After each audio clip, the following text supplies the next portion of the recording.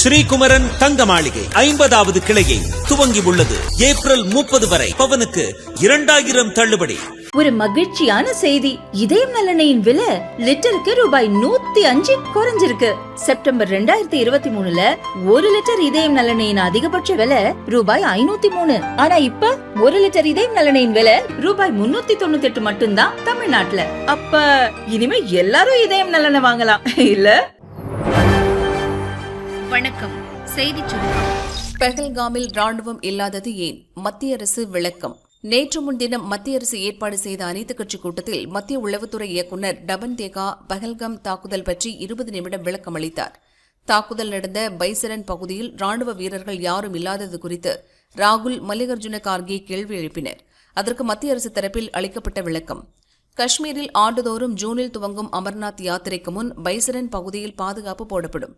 அப்போதுதான் அந்த பாதை அதிகாரப்பூர்வமாக திறக்கப்படும். அமர்நாத் குகை கோயிலுக்கு செல்லும் பக்தர்கள் வழியில் பைசரனில் ஓய்வெடுப்பதற்கு வசதியாக அவர்களின் பாதுகாப்புக்காக படையினர் நிறுத்தப்படுவர். ஆனால் அமர்நாத் புனித யாத்திரை பாதுகாப்பு பணிகளுக்காக படையினரை அணி திரட்டும் முன் உள்ளூர் சுற்றுலா நிறுவனத்தினர் ஏப்ரல் 20 முதல் டூரிஸ்டுகளை பைசரனுக்கு அழைத்துச் செல்ல துவங்கியுள்ளனர். டூரிஸ்டுகள் வருவதை உள்ளூர் நிர்வாகமும் தெரிவிக்கவில்லை. இதனால் பைசரனுக்கு ராணுவத்தினர் அனுப்பப்படவில்லை என விளக்கம் அளிக்கப்பட்டுள்ளது. இதேபோல நம்மிடம் போதுமான அளவுக்கு சேமிப்பு வசதி இல்லாமல் சிந்து நதி நீர் ஒப்பந்தத்தை ரத்து செய்தது ஏன் எனவும் எதிர்க்கட்சியினர் கேள்வி எழுப்பினர். அதற்கு பதிலளித்த மத்திய அரசு அதிகாரிகள், இது பாகிஸ்தானுக்கு அளிக்கப்படும் சமிக்கை. மிக கடுமையான நடவடிக்கையை இந்தியா எடுக்கும் என்றும் எதிர்காலத்தில் இந்தியாவின் நிலைப்பாடு எப்படி இருக்கும் என்ற வலுவான செய்தியை பாகிஸ்தானுக்கு தெரிவிக்கவும் இந்த முடிவு எடுக்கப்பட்டது என்றனர். இந்தியா பாகிஸ்தான் இடையே மத்தியஸ்தம் செய்ய தயார், ஈரான் அமைச்சர் அறிவிப்பு. காஷ்மீரின் பெஹல்காமில் கடந்த செவ்வாய்க்கிழமை பயங்கரவாதிகள் நடத்திய தாக்குதலில் சுற்றுலா பயணிகள் 26 பேர் இறந்தனர், பலர் படுகாயமடைந்தனர். இந்த பயங்கரவாத தாக்குதலுக்கு பின் இந்தியா பாகிஸ்தான் இடையே போர் பதற்றம் நிலவுகிறது. இந்த நிலையில் இந்தியா பாகிஸ்தான் இடையே பதற்றத்தை தணிக்க மத்தியஸ்தம் செய்ய தயாராக இருப்பதாக மேற்காசிய நாடான ஈரான் தெரிவித்துள்ளது.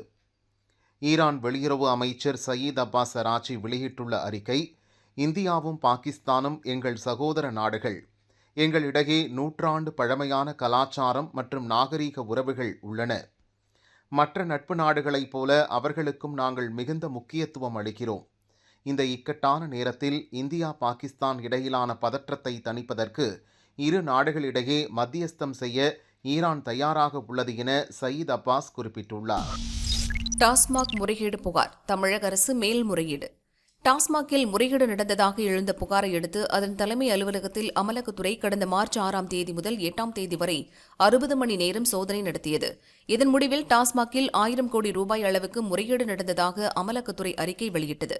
இந்த சோதனையை சட்டவிரோதம் என அறிவிக்க கோரி தமிழக அரசும் டாஸ்மாகும் சென்னை ஹைகோர்ட்டில் மனு தாக்கல் செய்திருந்தன. இந்த வழக்கை விசாரித்த ஹைகோர்ட், சட்டவிரோத பணப்பரிமாற்றம் என்பது நாட்டு மக்களுக்கு எதிரான மிகப்பெரிய குற்றம். அதை கண்டுபிடிக்க வேண்டும் என்பதற்காகவே இந்த சோதனை நடத்தப்பட்டுள்ளது. எனவே அதனை சட்டவிரோதம் என கூறுவது சரியாக இருக்காது என கூறி மனுக்களை தள்ளுபடி செய்தது. இந்நிலையில் ஹைகோர்ட்டின் இந்த உத்தரவுக்கு எதிராக சுப்ரீம் கோர்ட்டில் தமிழக அரசு மற்றும் டாஸ்மாக் நிர்வாகம் சார்பில் நேற்று மேல்முறையீடு செய்யப்பட்டது. ஊட்டி கொடைக்கானல் சட்டவிரோத விடுதிகள் ஆய்வு செய்து மூட ஹைகோர்ட் உத்தரவு. வன உயிரினங்கள் சுற்றுச்சூழல் பாதுகாப்பு தொடர்பான வழக்குகளை சென்னை ஹைகோர்ட் நீதிபதிகள் என் சதீஷ்குமார், டி பரத சக்கரவர்த்தி அடங்கிய சிறப்பு அமர்வு விசாரித்து வருகிறது. இந்த அமர்வு நேற்று வழக்குகளை விசாரித்தது. அப்போது ஊட்டி கொடைக்கானலில் அனுமதியின்றி தங்கும் விடுதிகள் செயல்படுவதாக கவனத்துக்கு கொண்டுவரப்பட்டது. அதை கேட்ட நீதிபதிகள், சட்டவிரோத தங்கும் விடுதிகளுக்கு எதிராக நடவடிக்கை எடுக்காதது ஏன் என்று கேள்வி எழுப்பினர். நீலகிரியில் 5620 வணிக அறைகள், 575 உரிமம் பெற்ற ஹோம் ஸ்டேக்கள் மட்டுமே உள்ளன. நீதிமன்றத்தில் ஏற்கனவே மாவட்ட நிர்வாகம் தரப்பில் அளித்த அறிக்கையில் விவரங்கள் இடம்பெற்றுள்ளன. ஆனால் உரிய அனுமதியின்றி வணிக நோக்கத்துக்காக வீடுகளை மாற்றுகின்றனர். இவற்றை ஒழுங்குபடுத்தும் நடவடிக்கை எடுக்கப்படவில்லை. எனவே ஊட்டி கொடைக்கானலில் உள்ள அனைத்து தங்கும் விடுதிகளை ஆய்வு செய்ய குழு அமைக்கப்படுகிறது. இக்குழுவில் மாவட்ட வருவாய் அதிகாரி, நகராட்சி கமிஷனர், மாவட்ட சுற்றுலாத்துறை அதிகாரி ஆகியோர் இடம்பெறுவர்.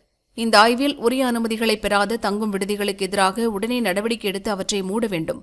சட்டவிரோதமாக செயல்படும் தங்கும் விடுதிகள் குறித்து பொதுமக்கள், சுற்றுலா பயணியர் எளிதில் புகார் தெரிவிக்க ஏதுவாக பிரத்யேக தொலைபேசி எண், இணையதள வசதியை ஏற்படுத்த வேண்டும் என உத்தரவிட்டனர். அவர்கள் போராளிகள் கிடையாது, நியூயார்க் டைம்ஸ்க்கு அமெரிக்கா சூடு. பெஹல்காம் பயங்கரவாத தாக்குதல் குறித்து செய்தி வெளியிட்ட அமெரிக்காவின் நியூயார்க் டைம்ஸ் நாளிதழ் காஷ்மீர் போராளிகளால் 24 டூரிஸ்டுகள் சுட்டுக் கொல்லப்பட்டனர் என தலைப்பிட்டது. இதற்கு அமெரிக்க வெளியுறவுத்துறை கண்டனம் தெரிவித்துள்ளது. அந்த செய்தியை இணைத்து வெளியிட்டுள்ள சமூக வலைதள பதிவில், காஷ்மீரில் நடந்தது பயங்கரவாத தாக்குதல். அதில் எந்த குழப்பமும் மாற்றமும் இல்லை. அது இந்தியாவாக இருந்தாலும் சரி அல்லது இஸ்ரேலாக இருந்தாலும் சரி, பயங்கரவாதம் என வரும்போது நியூயார்க் டைம்ஸ் உண்மையிலிருந்து விலகி நிற்கிறது என அமெரிக்க வெளியுறவுத்துறை குறிப்பிட்டுள்ளது. அந்த தலைப்பில் உள்ள போராளிகள் என்ற வார்த்தையை அடித்துவிட்டு அதற்கு பதில் பயங்கரவாதம் என குறிப்பிட்டதுடன் உங்கள் சார்பில் நாங்களே திருத்தம் செய்துவிட்டோம் என்றும் கூறியுள்ளது. அமெரிக்க வெளியுறவு செய்தி தொடர்பாளர் டேமி ப்ரூஸ் செய்தியாளர்களிடம் நேற்று கூறுகையில், காஷ்மீர் பயங்கரவாத தாக்குதலில் இறந்தோர் ஆன்மா சாந்தி அடையவும் காயமடைந்தோர் விரைவில் குணமடையவும் பிரார்த்தனை செய்கிறோம். இந்த கடுமையான நேரத்தில் இந்தியாவுடன் அமெரிக்கா துணை நிற்கும். இந்த கொடூர பயங்கரவாத செயலை கண்டிப்பதுடன் குற்றவாளிகள் தண்டிக்கப்பட வேண்டும் என்பதை அதிபர் ட்ரம்ப் மற்றும் வெளியுறவு அமைச்சர் மார்கோ தெளிவுபடுத்தியுள்ளனர். காஷ்மீர் நிலைமையை நாங்கள் கூர்ந்து கண்காணித்து வருகிறோம். இந்தியா பாகிஸ்தான் இடையே நிலவி வரும் பதற்றம் குறித்து இப்போதைக்கு கருத்து தெரிவிக்க முடியாது என்றார். போப் பிரான்சிஸ் உடலுக்கு ஜனாதிபதி முர்மு அஞ்சலி. கத்தோலிக்க கிறிஸ்தவர்களின் மத தலைவரான போப் பிரான்சிஸ் ஐரோப்பிய நாடான இத்தாலியின் வாட்டிகன் சிட்டியில் கடந்த 21ஆம் தேதி காலமானார். அவரது உடல் பொதுமக்களின் பார்வைக்காக அங்குள்ள புனித பீட்டர்ஸ் சர்ச்சில் வைக்கப்பட்டுள்ளது.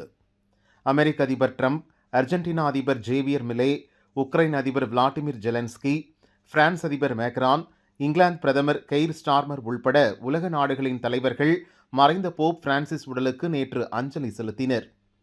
இன்று காலை 10 மணிக்கு போப் பிரான்சிஸ் உடலுக்கு செயின்ட் பீட்டர்ஸ் சதுக்கத்தில் இறுதிச் சடங்குகள் நடைபெற உள்ளது. இதைத் தொடர்ந்து புனித மேரி மேஜர் பலிசிகா சர்ச்சில் அவரது உடல் நல்லடக்கம் செய்யப்படுகிறது. இதனிடையே போப் பிரான்சிஸ் உடலுக்கு அஞ்சலி செலுத்துவதற்காக ஜனாதிபதி திரௌபதி முர்மு நேற்று வாட்டிகன் புறப்பட்டு சென்றார். அங்கு போப் பிரான்சிஸ் உடலுக்கு அவர் அஞ்சலி செலுத்தினார். அவருடன் பார்லிமெண்ட் விவகாரத்துறை அமைச்சர் கிரண் ரிஜிஜு, சிறுபான்மையினர் விவகாரத்துறை இணை அமைச்சர் ஜார்ஜ் குரியன் சென்றுள்ளனர். இவர்கள் போப்பின் இறுதிச் சடங்கில் கலந்து கொண்டு இந்தியா சார்பில் அஞ்சலி செலுத்துகின்றனர்.